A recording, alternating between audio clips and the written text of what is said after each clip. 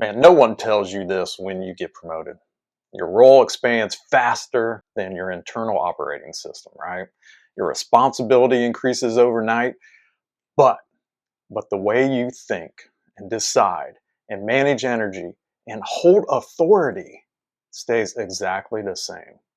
That's how great leaders become bottlenecks without doing anything wrong. Not because they're bad leaders and not because they can't delegate or they lack discipline, but because the structure they're using was never designed for the level they are now operating at. If everything at work runs through you, the approvals, the decisions, escalations, exceptions, then this video is for you. And stick around because I've got some tips and some secrets that you don't want to miss. Most vice presidents, senior leaders, directors don't struggle because they lack skill. They struggled because they were promoted for execution and then expected to magically know how to lead at scale. Before the promotion, their job was simple, right? Your job was simple. Solve problems, move work forward, and be reliable and responsive.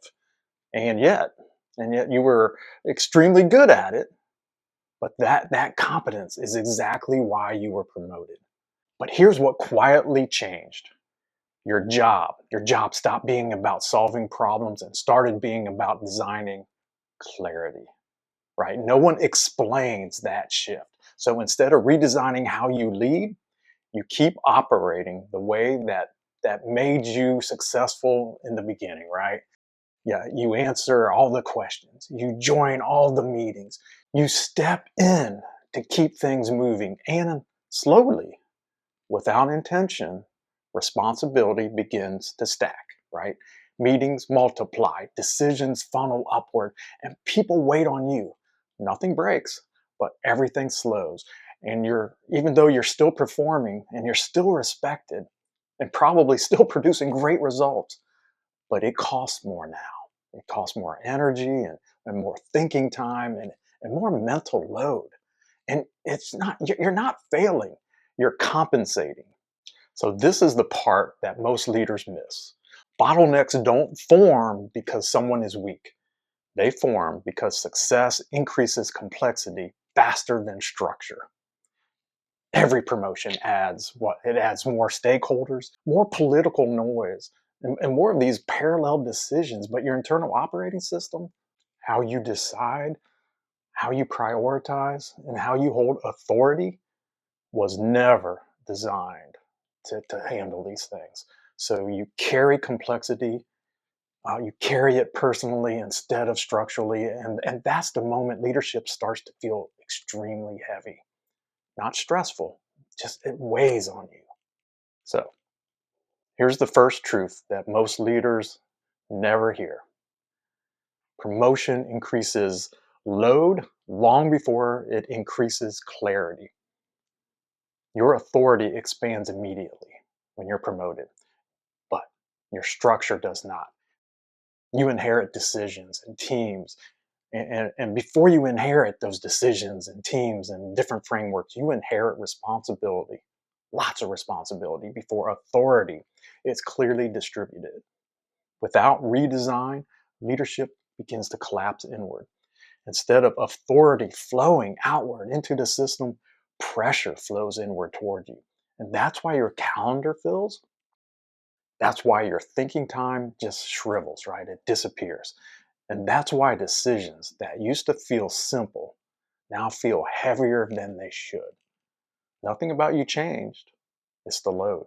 The load did. The second truth, it's this.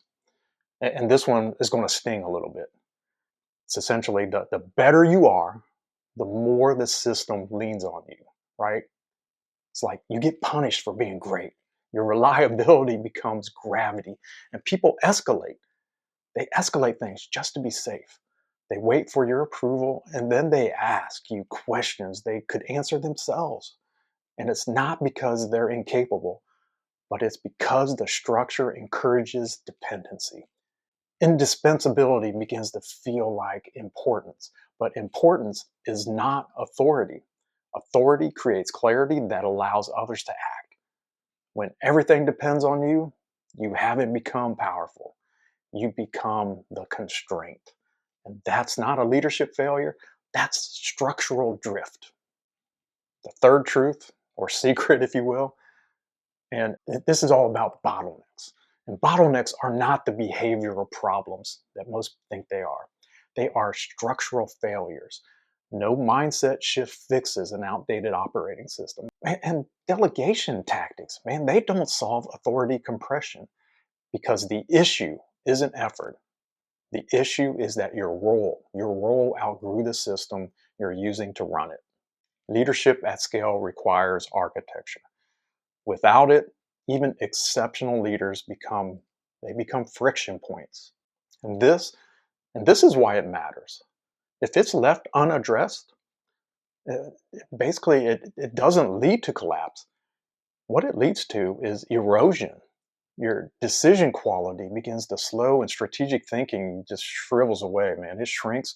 And presence at home, which is probably the most important thing, that just fades. Work begins to follow you everywhere, mentally and a little bit physically, because you begin to feel it. And then from the outside, everything still looks fine. But that's what makes this phrase so dangerous. Most leaders don't realize something is broken until correction becomes disruptive instead of clean. So, if any of this feels familiar, the issue isn't performance. Again, it's architecture. And that's why I built the Authority Architecture Diagnostic. It's a free tool. It's not a coaching assessment. It's not a personality test. It evaluates whether your current leadership model is still safe to scale, right? Is it still effective? Or whether you're compensating without realizing it. If you're a senior level leader, a director, a vice president, and something about this video felt uncomfortably accurate, the link is below.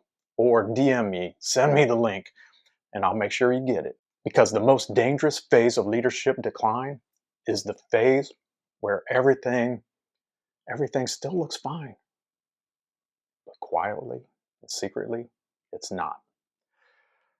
So as always, share this video with a leader you think can benefit. Comment, I read all the comments, and subscribe. It helps the channel out. And until next time, please stay strong. We'll see you in the next video.